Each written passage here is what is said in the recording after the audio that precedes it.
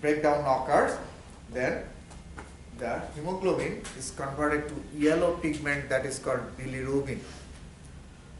Okay, bilirubin is what colored pigment? Yellow, and that comes from the hemoglobin, breakdown of hemoglobin. Okay, and bilirubin gives the if too much bilirubin is present in the body, that gives the yellow coloration of the skin or mucous membrane. Make sense? The color of the skin will be yellowish, and that tells that person might have jaundice. Is it clear?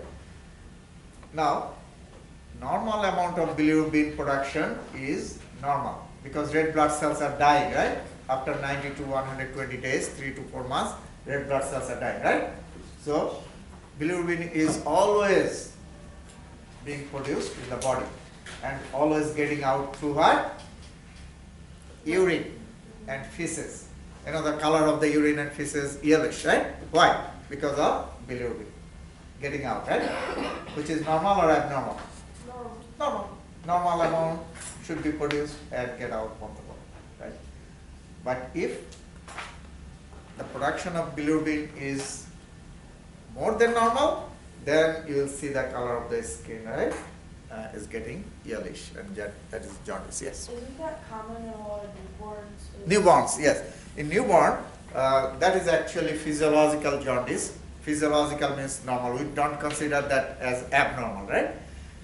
Why that happens? Because mother's blood still circulate in the fetus body, right?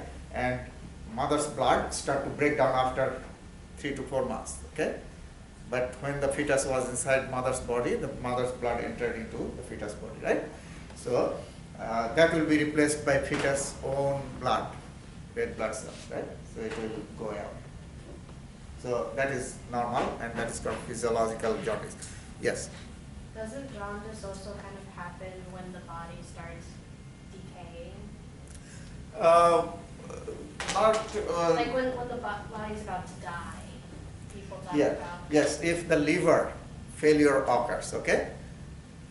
Liver failure occurs. Or kidney failure can also cause, because, you know, if bilirubin cannot get out through the urine, bilirubin will accumulate in the body because red blood cells are dying all the time, right?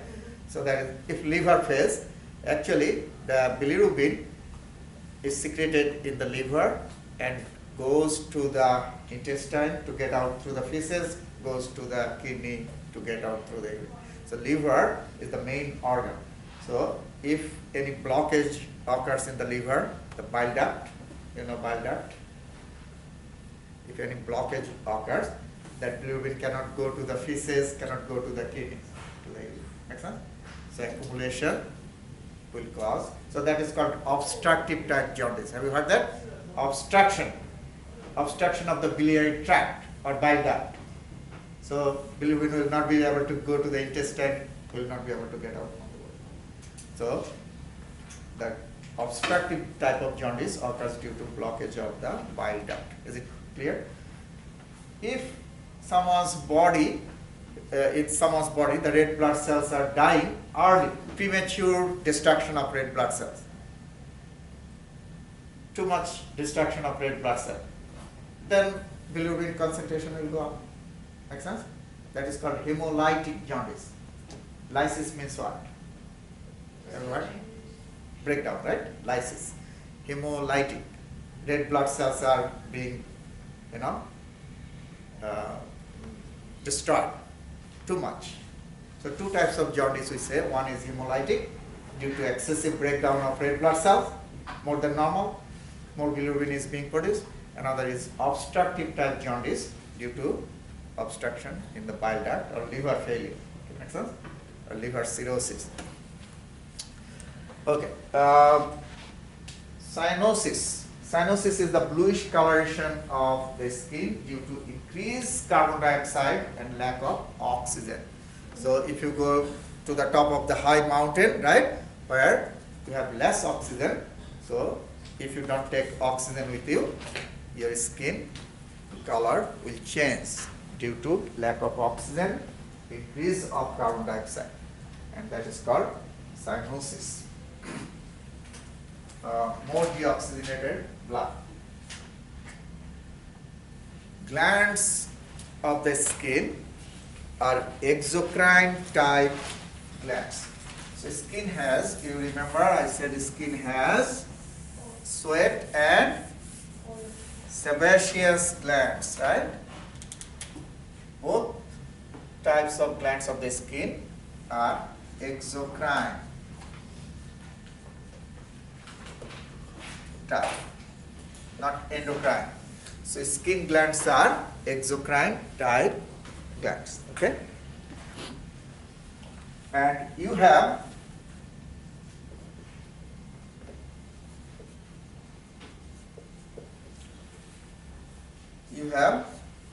sweat and sebaceous glands. Sweat glands are two types, okay? And sebaceous is only one type.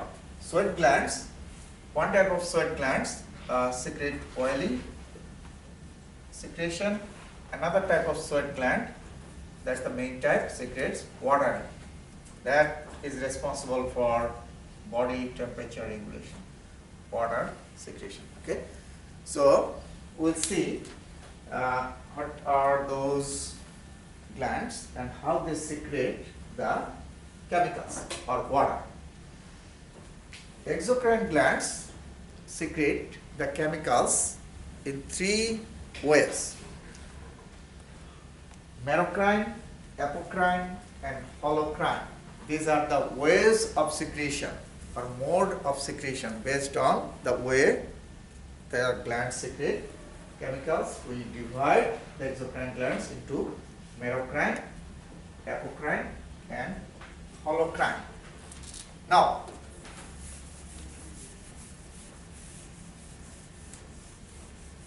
if you see the merocrine glands, these are the cells inside the gland, okay? So what happens? The cells produce vesicles. You know, vesicles are round membranous structures, and inside the vesicles, the chemicals accumulate. So these are the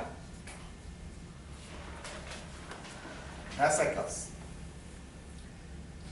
Then what happens? These vesicles move to the upper end, apical end of the cells. So first the vesicles are formed, chemicals accumulate inside the vesicles, then vesicles move to the upper free end of the cells. And then what happens next?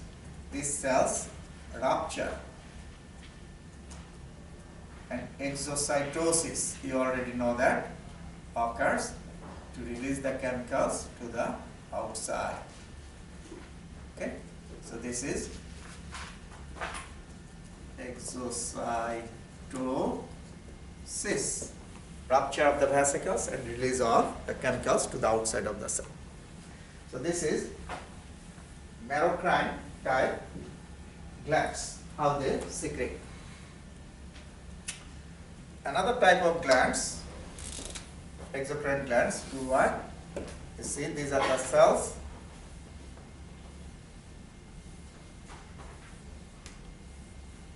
No vesicles are formed. The chemicals are produced inside the cells, in the cytoplasm, and then what happens? The chemicals move to the upper end of these cells.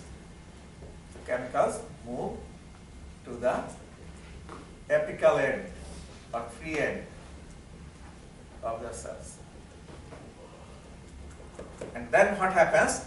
The entire upper portion of these cells are destroyed. So the whole upper portion of the cells are destroyed. So the chemicals are released to the outside of the cell. Now you see the cells are here. So what happens next after the secretion? Again the top part is formed. Okay, again the chemicals accumulate at the upper ends. Again, the entire upper portion is destroyed to release the chemicals. Make sense? So only the top part is being shed. So that is the apocrine type secretion. Now, another type of secretion, that is holocrine. What happens in holocrine? These are the cells.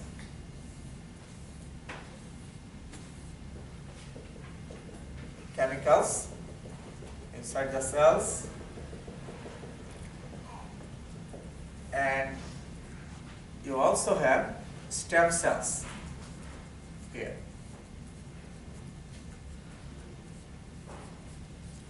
So what happens in holocrine type secretion? The entire cell is destroyed completely to release the chemicals. Make sense? So the cells are being completely destroyed. So chemicals will come out. But you have stem cells here, right? So what happens next? New cells are produced from the stem cells. Make sense? Then they will get the chemicals again inside them, and again completely the cells will be destroyed. Is it clear? So by complete destruction of the cells, that is called holocrine secretion. Have you heard the word holocaust? No? Holocaust, killing, right? Killing. So Oh, Holocaust. Holocaust, yeah.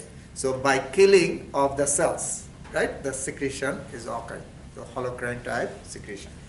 So now, why you need to know all these three types of exocrine secretion? Because three types of skin glands use three methods, three ways. Make sense? Which one is like sweat one used, what type of this? Here. Okay. Okay. So sweat glands, two types. Eccrine, also called merocrine, because they secrete by merocrine way. Okay, that first top one, this way. Eccrine sweat glands secrete by merocrine way. That's why they are also called merocrine glands. Okay, and highly watery secretion. So this is eccrine. This one. Lot of water. 99% of the secretion is water. And then the apocrine sweat glands secrete oily secretion. So this is apocrine, and you remember this is apocrine type secretion. This is merocrine. So this is apocrine. These cells secrete that way. And these are eccrine or merocrine. Okay, this.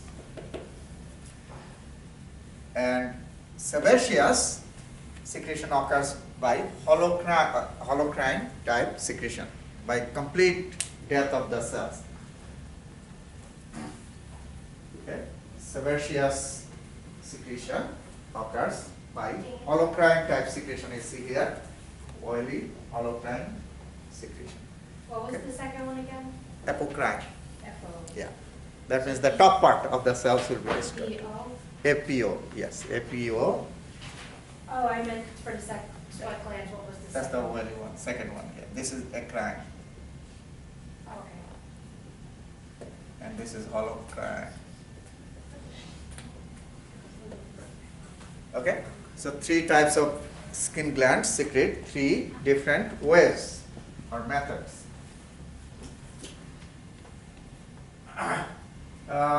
Where you find the eccrine sweat glands. Eccrine sweat glands are abundant on palms, soles, and forehead areas. More in those areas. And they have ducts and pores. You have seen that in the picture. If you go back,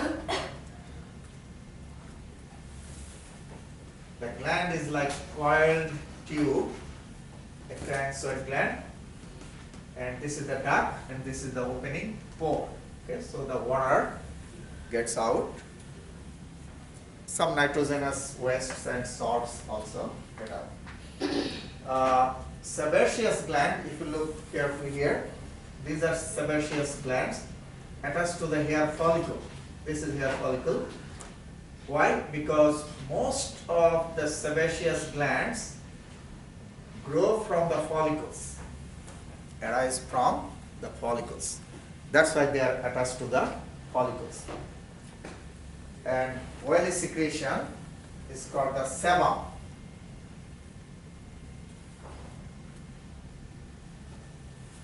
Exocrine glands are present mostly in the axillary and anogenital areas, the closed areas where less air enters. Okay, chance of growth of microorganism is high in those areas, confined areas. Okay, and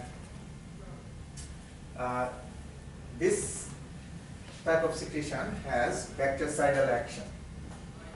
Sebaceous glands, the secretion is called sebum, mostly developed from the hair follicles that I mentioned, and become active at puberty. Okay, and this secretion also has bactericidal action, and it also keeps the hair soft and oily. That makes sense. Soften the hair and also the skin. So you don't need, if someone has more sebaceous gland, don't need to take care of hair too much or skin, right? Always skin is smooth and white. Okay. Here, I know some of you love hair a lot, right? And take care of hair a lot. And sometimes I see people sitting inside those, hair, what are those called? Hair dryers? Inside there. Yeah, salons. And for a long time, sitting like this. Okay, so here. Information. Yeah. So, I don't like it. Anyway.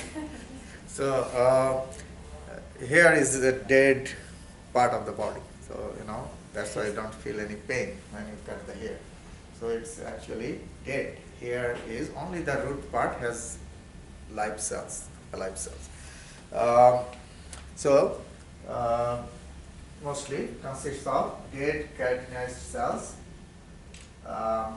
and you already know keratinized cells are filled with keratin. You also know keratin is what? Highly specialized. What's a move? Highly specialized what? Proteins, right? Highly specialized protein, keratin. So, I mentioned keratin is present in your skin, hair, as well as in the nail, right? But why the hair is dark or hair has color, nail doesn't? Because you have more melanin here. In nail, you have only keratin, no melanin. Make sense? So this is the true color of your keratin.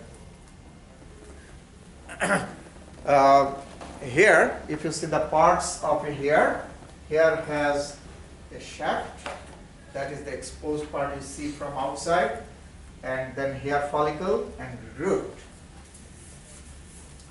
So this is the skin surface, this is the root, then the follicle, and then the shaft part is seen from outside. Okay, so this part is called the hair follicle. Shaft goes inside the follicle actually. Okay, like this, and this is the bulb. So first we divide the hair into three parts. This part we can say root, this part follicle, and this is the shaft. Shaft goes inside what? The follicle. So now if you cut the hair shaft and see the structure of the shaft, it has 3 layers. Medulla,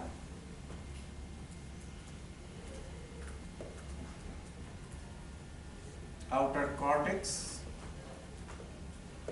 and outermost layer is called the cuticle. Okay. So this is a cross section of the follicle. Now if I make a cross section here, inside part is the shaft. So you have those 3 things in this part, and around that you have other layers. So around this is the shaft, right? It has 3 structures, but in follicle part you have other layers around it. So what are the other layers? Let's see. This is the shaft part inside the follicle. So medulla, cortex, cuticle. Then other layers are internal epithelial root sheath, external epithelial root sheath, glassy membrane, and connective tissue root sheath. Those are the extra layers in the follicle part around the shaft. Okay. So those are the layers. Inside the root part, you have the bulb, that's the expanded deep end, the bulb. Okay, and you have a lot of stem cells. Inside the bulb, you have papilla, another structure. You have a lot of stem cells here. So this is dead part. That's why you don't feel any pain. And from here, the hair grows. Okay. So by multiplication of the stem cells. Okay. You see the papilla is here. Okay. The last thing, types of hair. 2 types of hair is seen in the body, vellus and terminal. Vellus is thin, pale, soft hair of the body, mostly present in children and adult female. Terminal hair is the coarse, thick hair of the scalp, eyebrow. Okay, those are terminal hair, axillary, pubic area. Baldness is the loss of hair or absent of hair. Now, baldness could be 2 types. One is called alopecia. It happens to everybody. After age 40, we lose, right, that hair, and that happens to everybody, both male and female, and that is alopecia. True or frank baldness occurs only in few people. You'll see no hair, right, in the scalp, and that occurs due to genetic factor, comes from the parents, and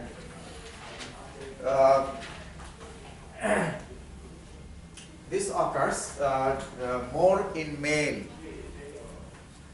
because in female almost no true baldness we see, because this occurs due to lack of due to excess production of dihydrotestosterone, too much production of dihydro or dihydrotestosterone, DHT. If that, it is a precursor of testosterone, the male sex hormone. Testosterone is the male sex hormone, comes from this dihydrotestosterone. In female, this hormone is not produced, so yeah, baldness will not occur. True or frank baldness will not occur. And how much DHT will be produced in the body, that is determined by the DNA, okay, the genetic factor, genetically determined.